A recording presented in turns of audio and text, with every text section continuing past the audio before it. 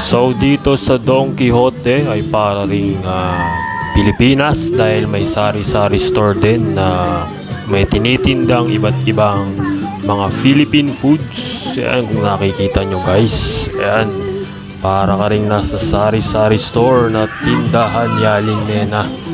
Ayan, so sa mga nakakaalam dyan sa Don Quixote, alam na alam yan ng mga taga-Japan. Ayan, at dito yan. Ito ay Don Quixote sa Otagunma na bagong bukas lang. Ayan, bumili ako Skyflakes, paborito. Ayan, makikita natin.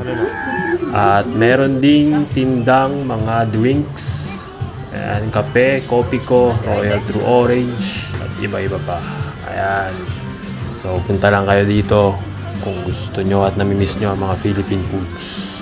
Okay, salamat.